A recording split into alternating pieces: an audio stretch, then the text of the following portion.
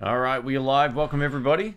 It's August the 29th, 10:30 a.m. here. So I still got my morning voice going on right now. Welcome, everybody. Thanks for joining in.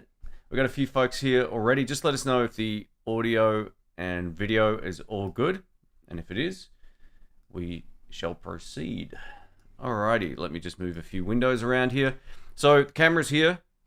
My chat, live stream, comments, all that kind of stuff will be over here. Now, I was unable to play the music today for some reason, so there's no intro music. We'll try that again next time. I'm not exactly sure what was going on. All right, Fours here. Welcome, mate. Thanks for joining in. That's awesome. All right, let's turn that one off. Yeah, welcome back again. I appreciate it. And we've got John here as well. He says, first time on a live stream, but long time fan. All right, awesome. Thanks, mate. Thanks for joining in. So, the In the Blues channel, all these years of work, it's just clicked over 125 million views, which is crazy. So thank you, everybody, for all your support over the years. I really appreciate it. It's, yeah, that's a crazy number for someone doing this all on their own, basically. So thank you again for all the support over the years. You know, been posting videos for a long time, and yeah, 125 million views, pretty huge milestone anyway. So yeah, thank you again for everything. I do appreciate it. All right, let's go through the comments here. We've got Will, welcome, mate. Welcome back. Hope you're doing well. Sidtronics, I'm not sure how to say your last name, but welcome, mate. Hope you're doing well. All right, cool. Lots of folks here already, which is awesome. Martian Murray, welcome back. The other Robert Chapman. How are you, mate? Hope you're doing well. All right, Room Full of Gear. How you doing, man? Hope you're doing well. Very cool, very cool. Eddie is a channel member by the looks of that little icon. Thank you again for your support, mate. That's awesome. All right, so we've got a few things coming up. I've been working a little bit behind the scenes here, putting a few different videos together. And I'm going to just sort of give one away a bit right now. So one of the things I did was I found a set of pickups I'd been thinking about for many years for my Strat back here. Now, you might remember a little while ago I changed from the stock single coils to the lace sensor pickups, and they've been really good, but they still buzz at the venue I play at, which was the whole idea, was to try minimize that buzz. So I found a set of Jeff Beck hot noiseless pickups that I initially posted on my channel about 14 years ago when I first got them, and I had them in a Highway 1 Strat. It's funny how your ear and everything and your playing it sort of improves over time and all that kind of stuff, although my hearing might not be as good as what it was, but I can understand tone a bit better now. So it was great to be able to kind of like try them out and hear how they sound all these years later. Now, these pickups are discontinued, and I did buy them used because they aren't available new anymore, which is fine. And they're one of the few noiseless pickups that have non-staggered pole pieces. They're all flat, so I can put them in as a lefty or right-handed, you know, configuration. It's going to work fine. And I'll save a little bit about what went into putting them into this guitar coming up, but the lace sensors will hopefully be getting put into something else that'll be coming up soon. But yeah, I'm actually pretty impressed by the tones of these things, and I'll show you them in a moment as well. It's just in this guitar back here. I just yeah, it's pretty wild. So all right, congrats, thanks, mate. I appreciate that. Yeah, 125 million views is crazy. Yeah, it's just like, how does that even happen? So thanks, everybody. Looking for a dark sounding amp for my Telecaster around $1,000. Any suggestions? You know, you don't really want to kind of look for an amp that's muddy. It will limit your options. I would just say experiment around with the tone controls. Like, buying an amp that doesn't sound very bright isn't a good move long term. I would say experiment with a presence control if your current amp has one, and also try to dial it in so the bridge pickup sounds fine to your ear, and then when you go back to neck, it's going to sound warmer, right? So you can look at it like that too. If you want to change the speaker, that's a better thing than just buying another amp. Like, my Marshall amp was way too bright for me, so I ended up putting a Texas Heat speaker in there. It completely transformed the top end. So that's a better move as well than buying an amp. I can't really recommend a dark sounding amp. You know, it's just not something that, you know, I mean, look, a deluxe reverb to some extent has a really scooped sound, more bass, and you can kind of tailor the top end. But you know, I would just say sort of experiment around with your EQ. It's nothing you can't dial out. And if it is something that's your amp's just too bright inherently, like my Marshall was, maybe look at changing the speaker. That's what I would do. It will save you a fortune, and it sort of rejuvenates the amp tone completely. All right, we've got Guitar and Harp from Portland. Welcome, mate. Hope you're doing well.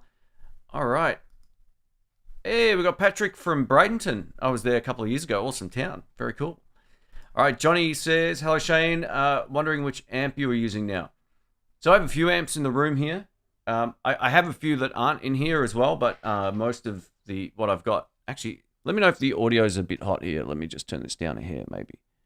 One sec. All right, one. Now, yeah, it just looked like it was spiking slightly. So in the room here, I've got a few amps. I've got my Peavey Classic 50. It's arguably my favorite clean tone ever. The thing is a beast, but it's heavy. It's an amp I've always wanted and never been able to get up until not long ago. So I'm using that. I've got my Marshall DSL 40 CR down here. I've still got the Hageman head that I reviewed a while back. That thing is just great. Although I don't have a dedicated cab for it, so I'm not using it as much as I would like. Over here now, we have the Red Stripe Peavey Bandit, if you missed my most recent video. And right at the back here, I've got my Fender Blues Deluxe reissue, which I've had forever. Now, I still have the Artist Tweed Tone, which is living in the garage because that's the amp I take to the jams, or I have been taken to the jams a lot over the last sort of few months. But the Peavey Bandit might take that place at some point. I've just upgraded the speaker in it, and it sounds killer. So you're going to mix up sort of like the live rig a little bit moving forward. But they're the main ones I've got. I still have that Artist Tweed Tone 12A, but I just don't use that. I don't like that anywhere near as much as the 20. So if I'm gigging, it will also depend on the room and motivation. Like if I've got enough space to turn up in terms of like the room being big enough, then I'm taking the Classic 50. For almost every other gig, I can get away with the Artist Tweed Tone or the Marshall or the other Fender amp. So yeah, it just sort of comes down to the mood and what I'm playing. But yeah, I'm really happy with... I can get my sound out of pretty much all of these amps now. All right, we got Brother Hawk from Thailand. Hope you're doing well. Thanks for joining in. Hey, Damien. How you doing, man? He's from Uruguay. Hopefully I pronounced that right.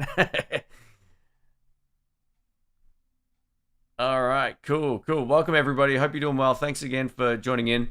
Now, when we do these live streams, I don't really come in with anything topical. I just take questions, we chat, gear, and we go from there. So if anyone has any questions about anything, I'll try my best to get to it in the chat and put your comment on screen and all that kind of stuff as well. So thank you.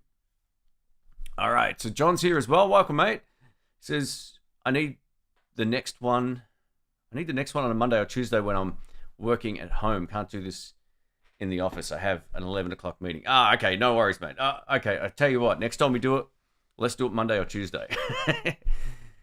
Yeah, that's not a problem at all. Right, I like a good buzz when I play. Yeah, I don't. I really feel like there's no reason to put up with it anymore. And it's also dependent on how bad it is. Like single coil pickups, we're talking about noiseless pickups earlier, are almost unusable at this venue. There's guys that can't play with any overdrive pedal on otherwise, or dirt channel on an amp. It will just go crazy. So yeah, it's through necessity I'm looking to get rid of that for a while. Now, I should preface this by saying I'm never selling my 59 single coil pickups. Those things are unbelievable. They're so good. It made me buy the guitar. But I want to actually play this guitar a little bit more. And it's been fun throwing those pickups in, and I'll show you them coming up in just a moment. All right.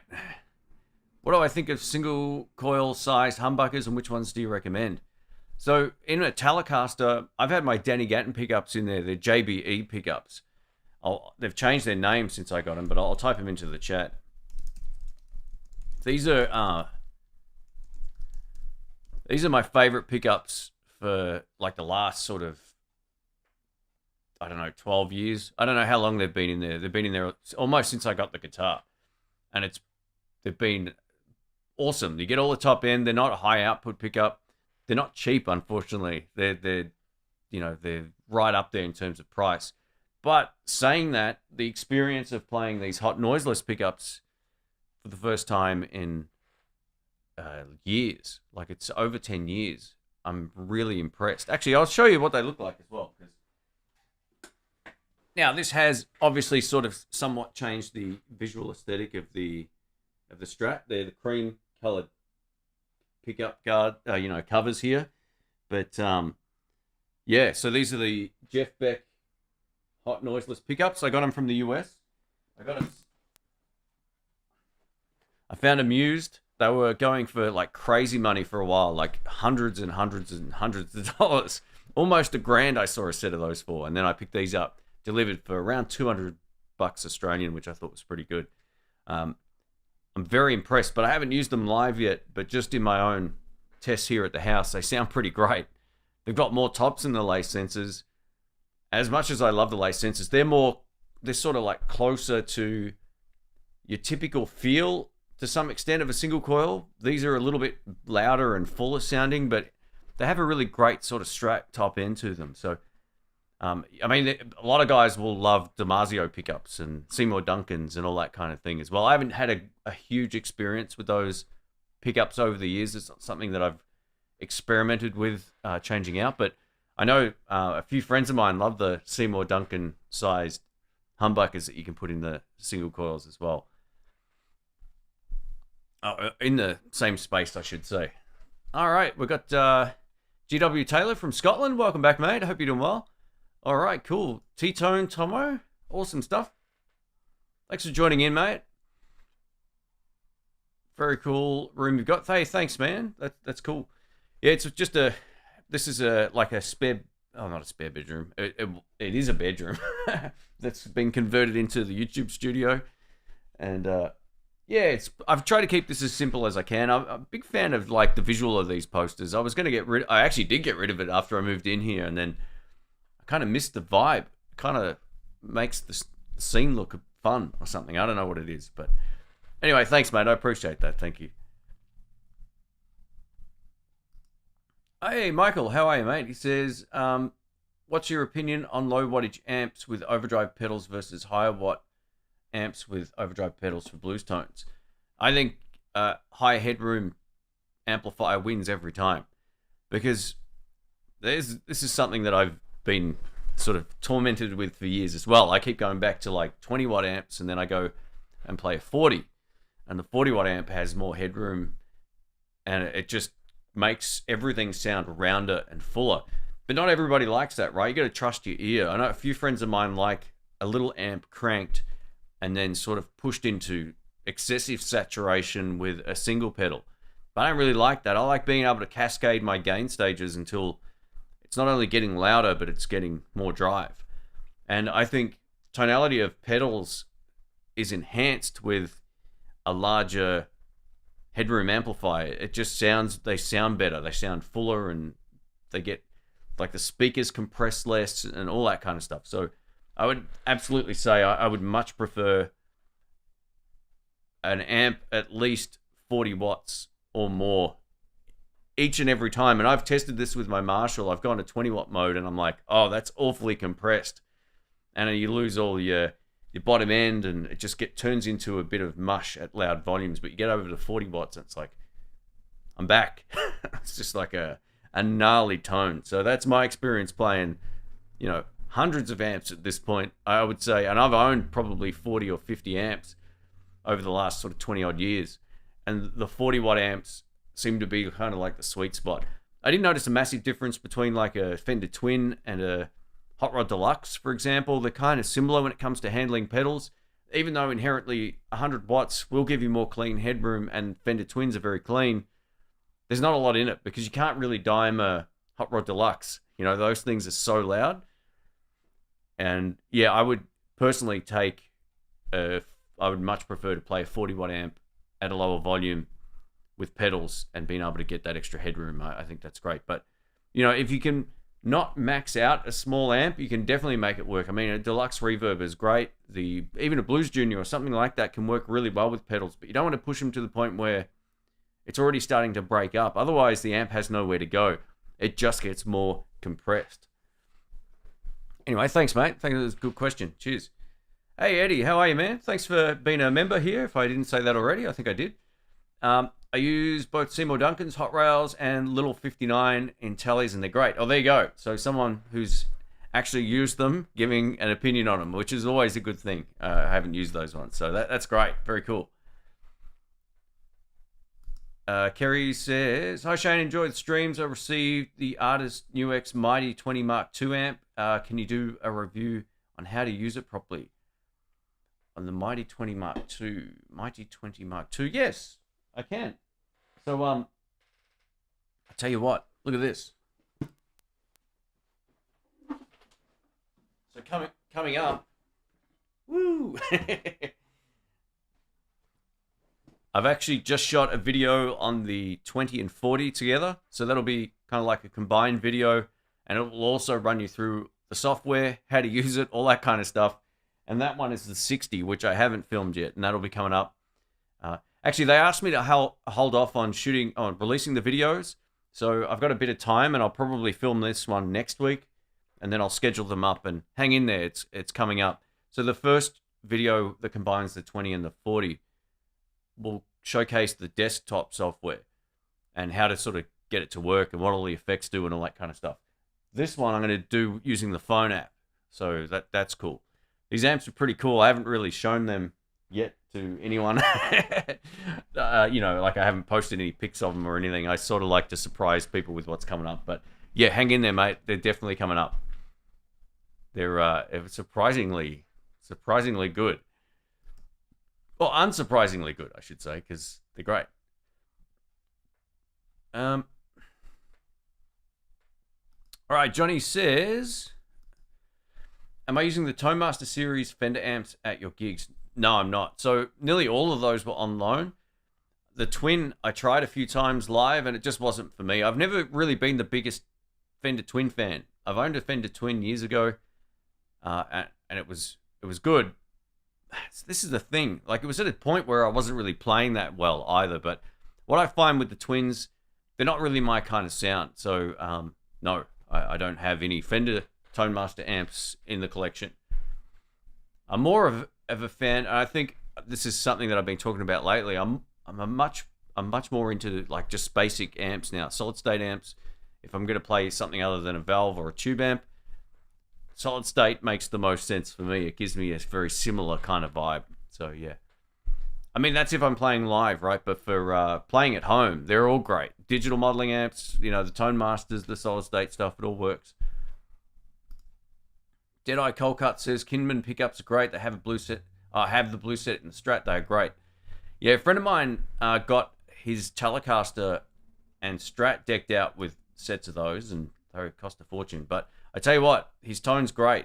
If they weren't like $800, whatever they cost, I'd be interested. But yeah, to get the pack, they're quite expensive once you convert to Australian dollars and all that kind of stuff. I think the guy's living overseas, which is why they're more expensive now, potentially. I could be wrong about that, but yeah, he paid a fortune for his pickups, and I tell you what, they do sound really good. You need a 3 pick guard, all wired up, jack sockets ground, so you can swap them out quickly. Yeah, you're right about that. Actually, funnily enough, I do have a second fully loaded pick guard sitting here as well, which is part of the reason why I thought I'd take a chance on doing this again. It was something that I've been thinking about for so long, trying these pickups out, and yeah, I think you're going to be hopefully surprised. Like, I've tried so many modern noiseless pickups, and these ones were always, like, at the time when they first came out, I tried the vintage noiseless, I tried the SC noiseless, or Sumerian Cobalt, whatever it was called. I had them in a Strat, and then I went over to these, and these just felt and sounded a lot more legit. So, yeah, I hope you guys like the tones. I've actually got to finish that video up today or tomorrow or something like that anyway. I'll get it finished. But, yeah, I'm very impressed with the sound so far. I had lace sensors that came on my Strat. plus I replaced them. Cool. Well, let us know what you ended up putting in there. Yeah, some people find them a little bit, or not bright enough. And the gold ones, I've definitely noticed the difference in the high end. You can add more treble to your sound and kind of neutralize that to some extent, or more presence. But yeah, they do feel a little bit different. They feel so good to play. There's no questions about it. But I know some people don't. They much prefer standard Strat pickups. And I thought initially I was perhaps getting pickups that were a little more noise cancelling than they were. Unfortunately, they just weren't working for the venue. And you know, there's nothing to stop me from just using the same 2 guitars every week. But I was like, I want to use this Strat for a bit, and I'll keep them in there for... I'm going to try and keep them in there for at least 6 months, and I'll see how we feel after that. And if I don't miss any of my other options, I'll keep them in there. But I want to use them live. I want to test them out, recording in the studio, all that kind of stuff. And so far, so good. I got a good feeling that this might actually work out for a while in this guitar. All right, Dean, welcome, mate. He says, from Georgia, enjoying my USA Red Stripe Bandit that I rescued from almost being trashed. Was lucky enough to recently find the matching extension cabinet too. Okay. Mississippi Marshall stack. Yeah, I love seeing that comment in the comment section. That's great, man. Well done. I didn't even know there was a matching extension cabinet for those. I had no idea. Wow, that's cool. That's really cool. You know what I'm going to do now, right? I'm going to have a look. Let's see if we can find some stuff here. Peavey Bandit Red Stripe matching cabinet. All right, let's see this. I'll share this with you guys if I can find any actual information here. This is the problem with I stopped using the Google search engine because it keeps taking you to Reddit now. So I'm using a different browser and I cannot find it. But anyway, let us know if it's like a red stripe one or if it's just the standard Bandit one. That's great, man. Well done. I can't find anything right now, but yeah, very cool. Awesome. All right, got Fast Eddie from Fort Worth, Texas. Awesome stuff. Welcome, mate. Hope you're doing well. Thanks again. Do you think that learning bass makes a guitar player better and more aware of harmony and how to dial in low end? I think it improves your timing. Like, I do all the bass parts on my videos, and you have to be on time. There's like no way around it. If you're not on time playing bass, it's terrible. It's that simple. And it also teaches you space and groove and a whole bunch of different things. And while it might not directly correlate to improving your guitar chops, it will definitely make you think about parts a little bit differently. I've even learned, I learned about, 5 or 6 traditional bass parts years ago. And I use some of those runs just connecting some of my solos as well. It can really work to your advantage, but they're very different instruments. I think a lot of guitar players think they can play bass until they try it, and then you go, oh, this is different. You can make it work because you know where the notes are, but then you go, okay, how do I make this sound good?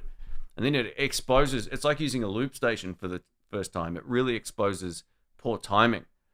And if you've got poor timing, it shows way more on a bass because you're listening to a different part of, you're not listening to the collective, you're listening to the drums and you're locking in with parts. It's a completely different instrument, but it's great for your musicality. And I'm so glad I learned how to play bass because it's helped me with all my backing tracks over the last however many years now. And I can get up at a jam and cover bass, no problems. I actually can play bass upside down, which is weird because I can't do that with guitar because I treat it as almost a different instrument. If I'm throwing a right-handed guitar, I can flip it lefty and play it. Not as well as I could natively, lefty. But, yeah, I sort of think about, bass makes me think a little bit differently. So I encourage anyone who is interested in home recording or, you just want to try bass, get one. Get a less expensive one like an SX or a Squire or a whatever you can find anywhere and give it a go. John says he likes the cream pickup covers. They look awesome in a black pickguard on that white Strat. Yeah, you're probably right about that, actually. The white and black with cream is one of my favorite looks.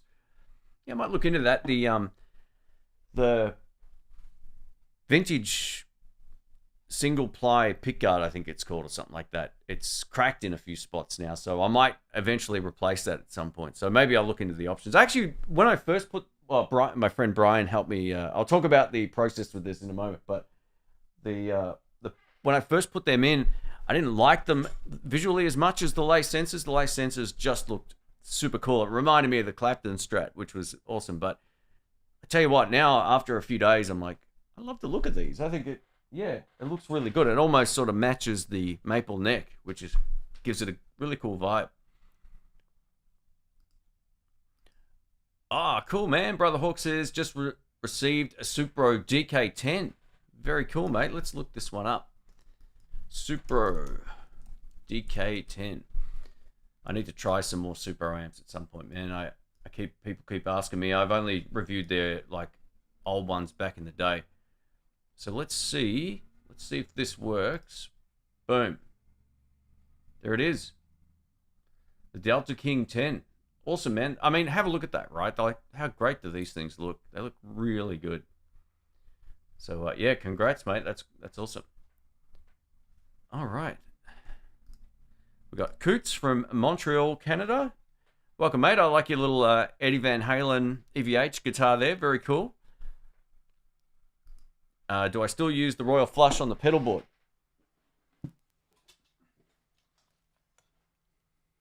Yes. Yep. This is the best overdrive I've owned. Still, all these years later,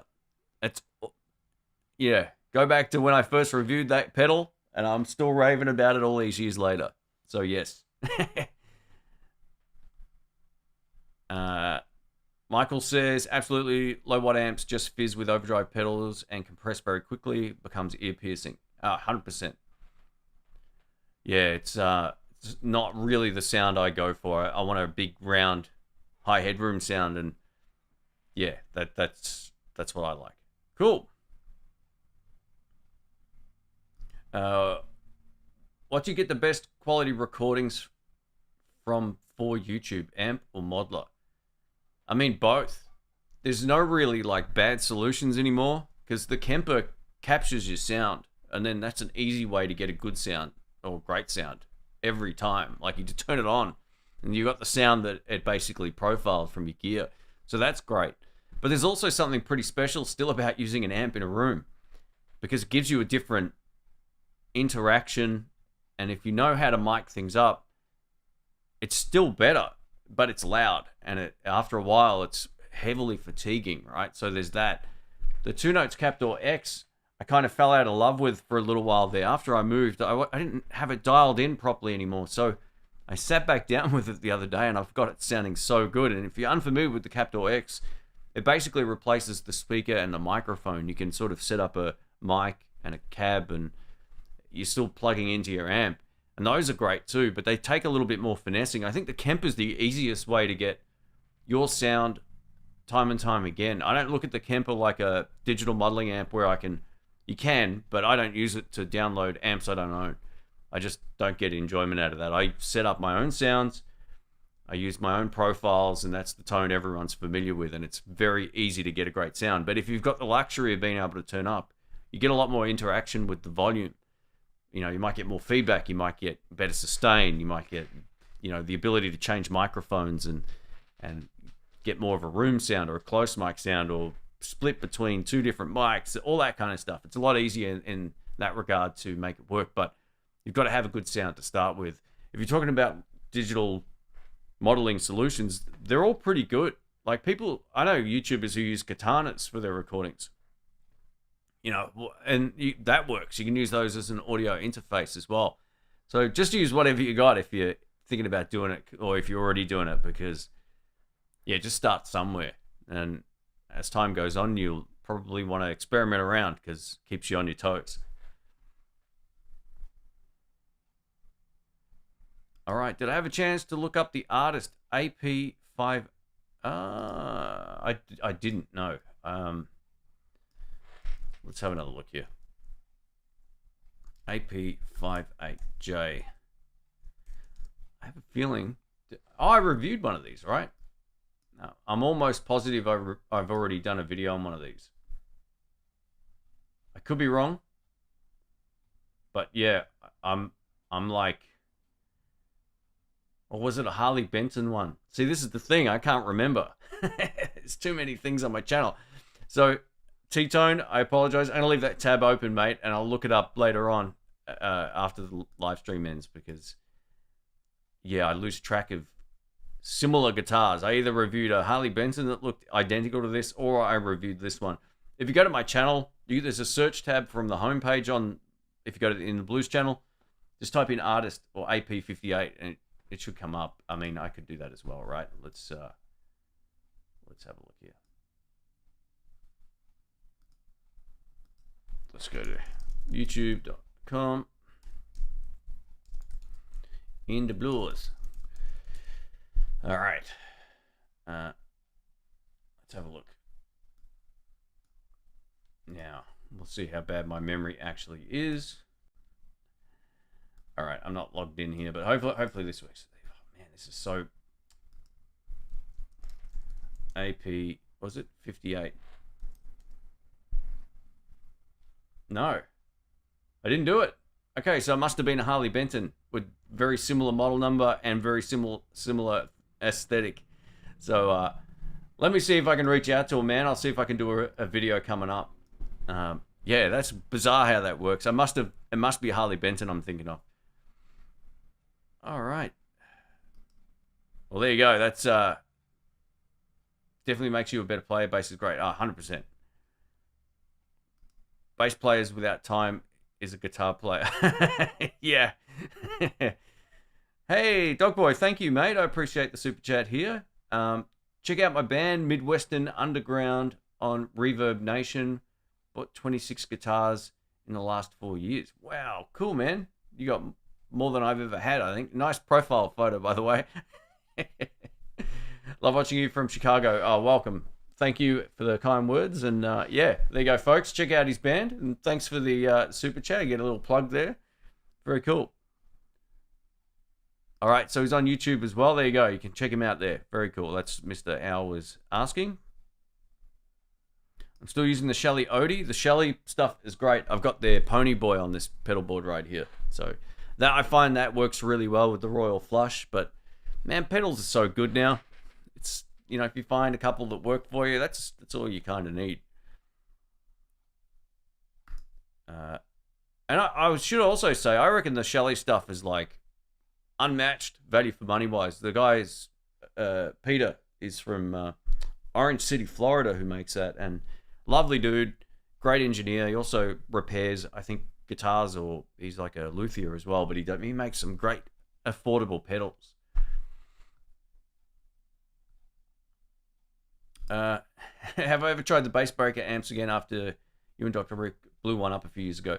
Yeah, so I think I reviewed the 30R after that, and that's a killer. That's such a great amp, and it's been discontinued for some reason. It's funny how I don't understand why Fender do these things. They release an amp like that. That and the 15 are still two great amplifiers. I don't love the rest of that range, but the 15, the 30R are both killer.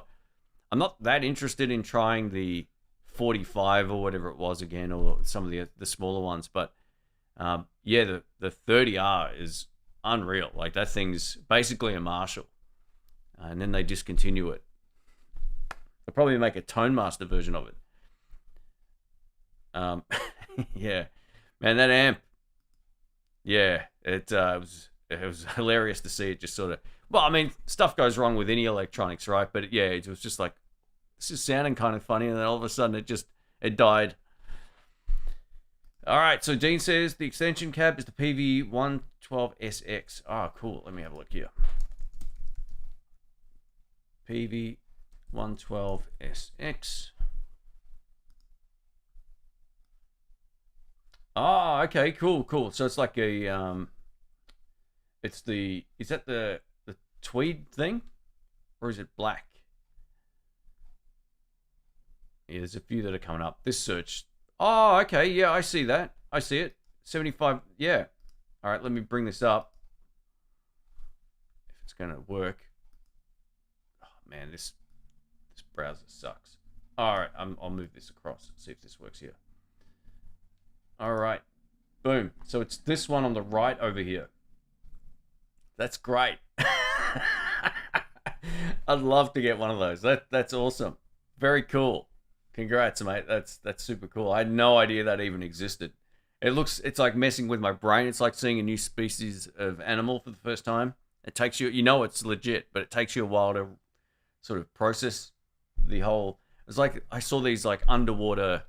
They were like those dragons that walk along on the islands. Those big dragons, but they were underwater ones that swum.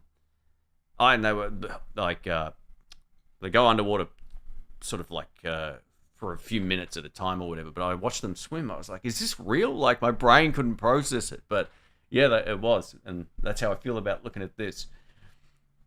That's awesome. I like it. Very cool, man. Congrats. That's super cool. Do I still have the X drive? I almost pulled the trigger on it after watching you. You made it sound so good. Hey, thanks, mate. I don't know if I just ended up selling that or what in the end. So back in the day, to cover costs, I had to keep moving stuff on. I couldn't just keep it all. So I had that for quite some time, and I gigged with it. I just have no idea if or when I sold it or how or whatever. I just don't remember. It was probably most likely somewhere on eBay at the time. I just don't remember. That was a long time ago. That was longer than you think it is. So yeah. But that's a great pedal, and I remember you could change the clipping diodes in there as well, or the what are they called? Like these little pronged things you pop in there. So the ICs. Yeah, it was super cool. I love your opening jam, solid tone, no matter what instrument you use. Hey, thanks, mate. That's kind of what I try to do, right? Like I just unboxing a video. This is the process now. The tone is easy to get from my gear. So whether I'm using the Kemper now, because I've just got one a while ago, the Captor X, or I'm miking stuff up, I know the sound I'm looking for. So I spent time dialing it in, but a lot of that is just almost straight out of the box. But before I hit record, I'm always like, all right, what's the deal with this? How do I make this sound at its, what I would like to think is its best with what I've got and the level of chops I'm at anyway. So thank you, mate. Andy says, who's my absolute favorite guitarist of all time? I'd probably say, Clapton would probably be my favorite. From the Cradle inspired me to want to play blues. And if you haven't heard From the Cradle, go have a listen to it or watch it, the videos or the live sessions on YouTube. It's unbelievable. It's yeah, I would say him. I mean, there's a number of blues guys that were hugely inspirational for me, but he was definitely the most back in the early days. Mark Knopfler as well. Like, even though I don't really play a lot of that sort of stuff, just listening to what he does is still, it blows my mind. So yeah, he's a great player. Yeah. It's funny, I have two custom boutique amps, but the amp I use most is the Line Flextone 3 modeling amp. Oh, okay, it's older tech, but still sounds great. Well, that's it. It's funny, I'm still getting a lot of questions about like the Fender Mustang 3 version 2s. It's like, those still sound great. Like, they're better than the newer generation of amps. So just because something's old doesn't mean it's bad. And I think a great example of that as well is also the Kemper. It's still doing stuff that it's still relevant 14 years after it was released. So yeah, if it sounds great, it is. Yes. So you might once mentioned checking out how the Kemper takes pedals. Wouldn't you just profile the entire signal chain? Oh, 100%. I was just keen to see whether or not you could use your pedals straight into the front end. And this was always the biggest handicap back in the day. But to profile, I guess, everything multiple times, it's a bit of a pain. Like, just the whole saving process, the profiling process and all that. It sucks. It just takes time. It's loud and it's kind of annoying. But the end result is great. And you're right. I have actually profiled my Fender Blues Deluxe with the Royal Flush on one side, both sides, and with, I think, the Pony Boy and the Royal Flush on another profile. But the thing is, you've kind of got to do it per guitar almost. So not per guitar, like either single coils or humbuckers. Like, try to profile both. So that's kind of what I'm thinking about with it. But yeah, it still has that digital modeling amp feel when you're playing pedals into it. It feels okay, but it doesn't feel as good as like it would sound if you were to do it the other way. So you're absolutely right. All of your 30 plus amps you've tried, how many have you bought brand new? That's a good question. Probably, I would say probably close to 65%. And the rest were like I bought off eBay or Gumtree, which is like a, bulletin boards thing if you're unfamiliar with it.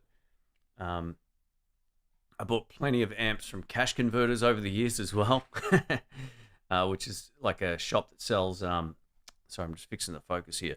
It's a shop that sells like used equipment of all description. And yeah, I would say probably close to 65%, somewhere around there. I'm less concerned generally about buying like a valve amplifier used than I am a digital modeling amp or a solid state amp. I know not a solid state amp, a digital modeling amp or something like a Katana, for example. I see those as more electronics than I see them as a gigging amp for some reason. I prefer to buy that kind of stuff new.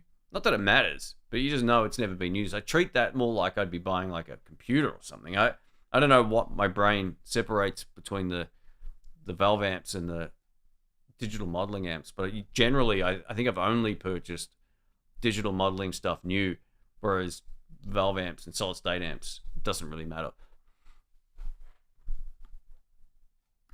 What's my fret choice? Nickel, stainless steel, and how do you feel like changes your blues tone?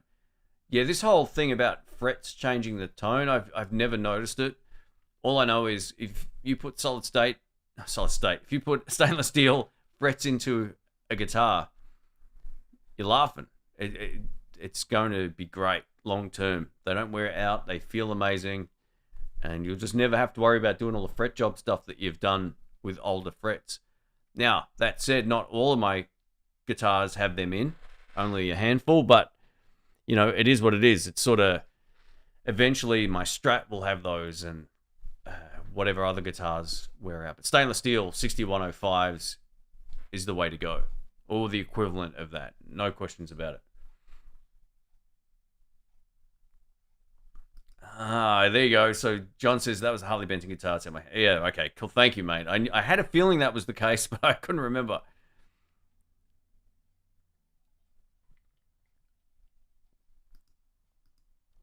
Yeah, I don't really hear it, man. I think a lot of people, when they put new frets on a guitar, they got new strings, everything's clean. It might sound different acoustically, but I've never noticed. I haven't done an A/B comparison, but all I know is when I had exactly the same pickups in my Telecaster, I got the frets replaced. It sounded no different. It just felt much better to play. So, I mean, everyone will have a different experience with this kind of stuff. I'm not saying I'm right by any stretch of the imagination, but all I'm going by is how it sounds to me coming out of an amplifier. Now, does that sound different acoustically when I'm not plugged in? Potentially, I'm not too sure.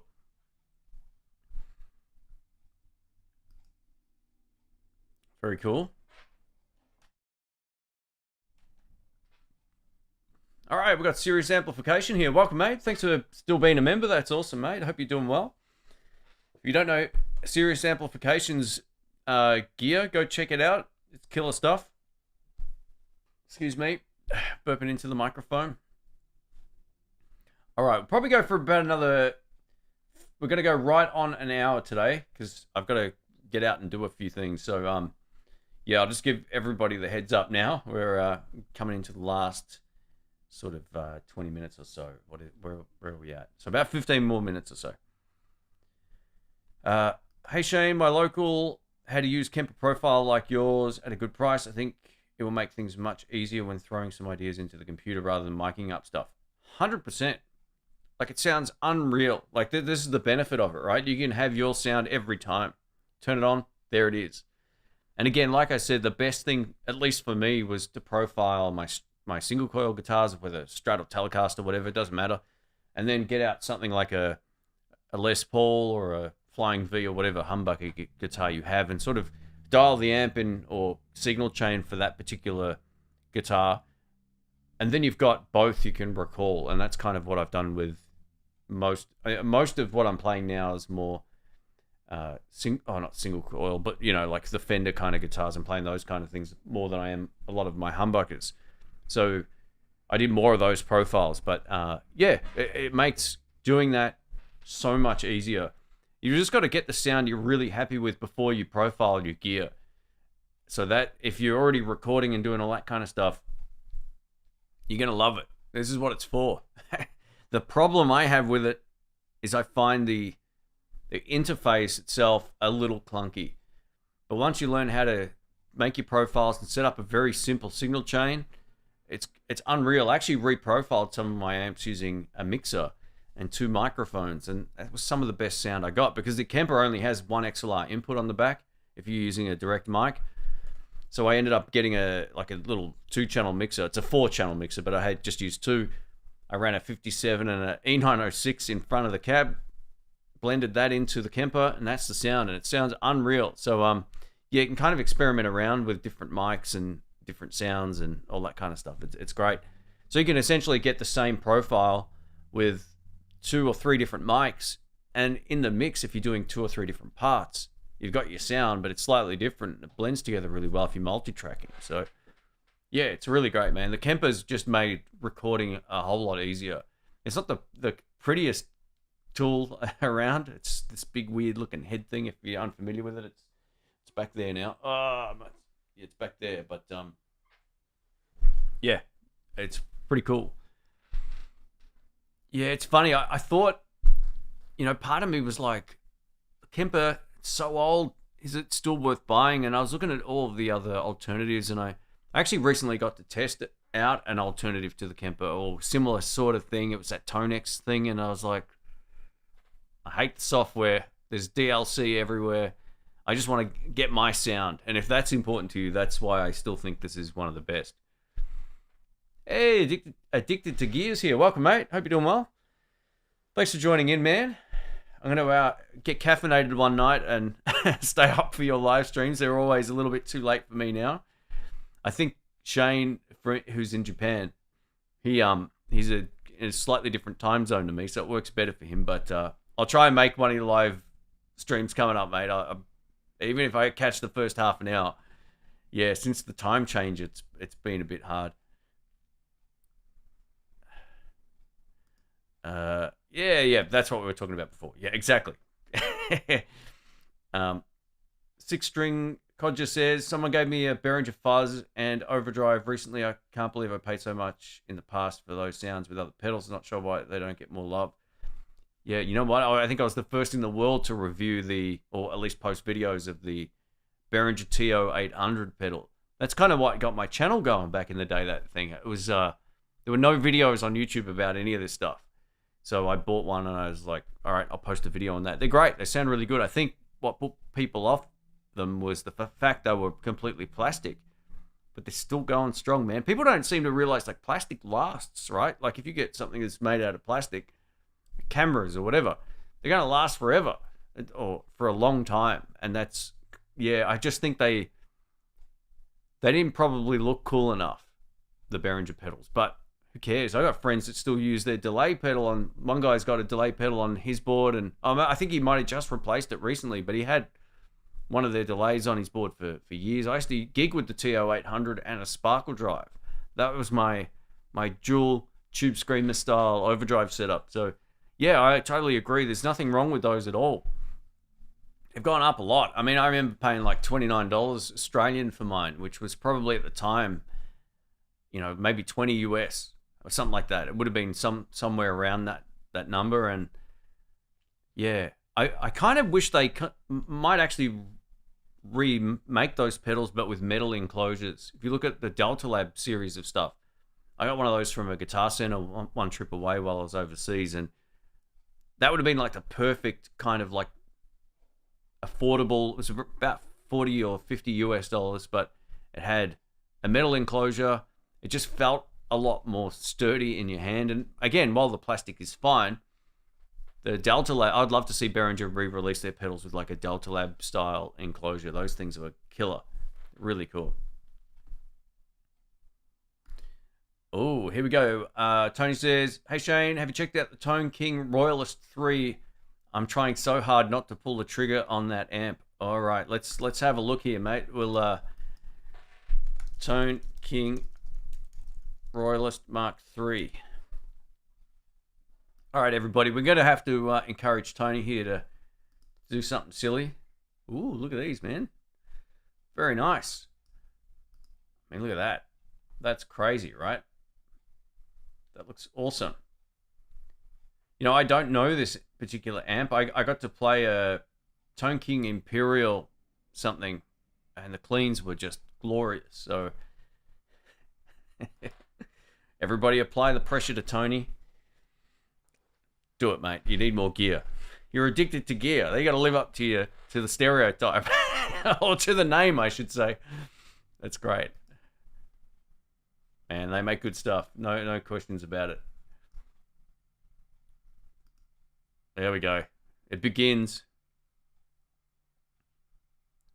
Clapton on Mail's Bluesbreaker Beano album. Yeah, it was great. I mean, that was good. But From the Cradle, man, if you haven't heard that album, it's, in my opinion, the best of his playing. I mean, everyone likes different stuff, but From the Cradle was just ridiculous. That whole tour he did around that time, just some of the best blues chops you're ever going to hear. And his vocal, right? His vocal was just so good.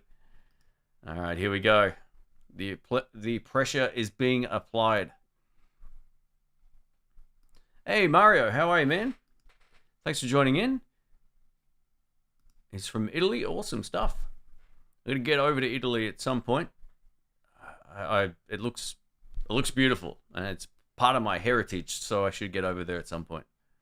We got VIP value from Waco, Texas. Waco, Texas. I actually know where that is. Back in the day, I used to watch a movie. It's called The Pinball Wizard, and I think it was set in Waco, Texas. I think it was that movie. Could be wrong, but yeah. Okay, Junk Food Zombie says, Warmouth did a good fret comparison video. While the stainless steel added a little brightness, it wasn't enough to matter, and the longevity was worth it. Okay, cool. I'll have to check that out. Yeah, I don't know. There's a lot of stuff in the guitar world that has either been proven to be BS or has proven to be just like insignificant almost. And yeah, I haven't been totally convinced of that myself, so I need to check that out. Why is my focus going funny here? Sorry, guys. Let me just fix this up. All right, we are in focus. Pretty much. There we go. I hear the pings on my guitars with solid state strings. Okay, cool. But that'd be acoustic, right? Like you're hearing it acoustically. Are we talking about, can you hear a difference with the tone plugged in? The guitar plugged in. That's what I want to know. I'm sure there's a difference in the clack of stainless steel frets versus non-stainless steel frets, but does that actually translate to anything coming out of the amplifier? That's what I was wondering. Oh, we've got a super chat here. Thank you, Pork Chop. Thanks, mate. I appreciate that. He says, Shane, funny fact, last night I discovered singer Bobby Caldwell was white. I spent 40 years thinking he was an African American. Bobby Caldwell. I know the name. Let's have a look here.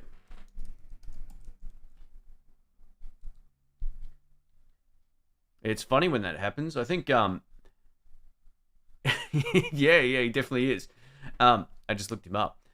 I think, Tom Jones was one of those guys, right? Everyone was trying to convince the world, like before, it was as easy to find out information on people. Everyone thought he was black because of his voice. It is what it is. There's a few blues singers like that too that will have you scratching your head. You're like, what? Hey, what? But yeah, it's funny. It's funny when that happens, mate. I don't really... I've heard the name, but I can't sort of think of any music, so I can't obviously share that on the live stream here, but I'll have a look. He's still in denial. That's hilarious. That's funny.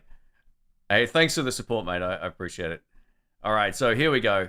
Here we go. Everybody's flooding the chat here with Tony, do it. Yep, very good. Like addicted to being poor.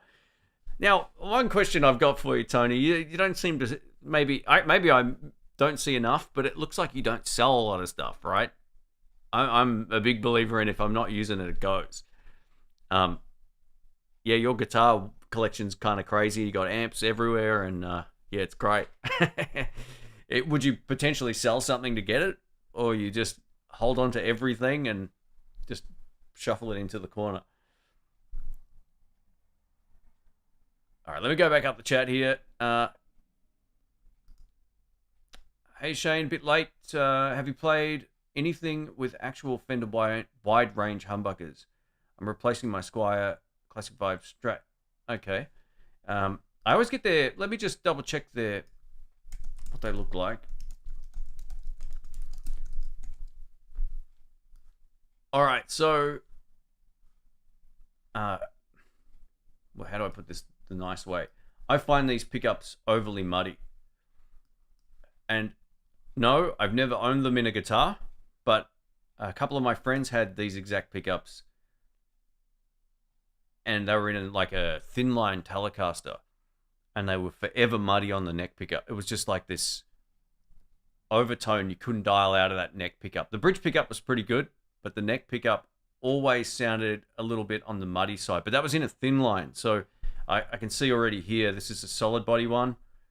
I'm not sure if they use if there's different types of these pickups or anything, but my only experience with it is that I found them to be a little bit on the muddy sounding side. But that doesn't mean they're all like that. That's just from the 72 thin line Telecaster made in Mexico guitars from a while back. A few of my friends have actually had those, and yeah, it wouldn't be my first choice if I was looking at humbuckers. I would just, yeah. I mean, they look cool, but unless, just do your research before you buy them. See if other people find them to be a little bit on the muddy sounding side. Because you can get 72 thin lines with single coils and 72 thin lines with those. Yeah, I've just never been the biggest fan of those, honestly, and hopefully that doesn't ruin your mojo for the purchase, mate. But yeah, I would probably try and find something else if it's not too late. But it depends on the guitar, and if you maybe just changing the values of the pots could brighten things up a bit too. The ones that I heard had this overly vintage sound, and when I bought my 52 reissue Telecaster, the neck pickup was muddy. Like, it was so unusably muddy. So maybe there's something that could be done to fix that as well. But yeah, I don't mean to be a bummer, mate, but it's kind of how I feel about them. There might be other folks here who have used them with great success too, so yeah. Oh, yeah, I remember these. So John says, anyone here use a Fender Machete high gain amp limited run for whatever reason, I don't know, but it was expensive. Yeah, we actually tested one of these out in a shop once. I was kind of keen on it because it was a Fender amp and it was something a little bit different, but in the end, I didn't do it. But yeah, I remember seeing these probably like 2012, 2014, somewhere around there. Maybe earlier. Could have been earlier than that, actually. Have I ever tried an Evertune bridge? I have not. No. The only third-party bridge I think we tried on the channel was I say we because Rick got it. It was a what's the name of that? They make stuff for Fender guitars, and I've forgotten the name of it. What's the name of it? Anyway, it actually changed his tone. We filmed before and after with exactly the same settings, and it made he made his guitar sound darker. So he went back to the Fender one.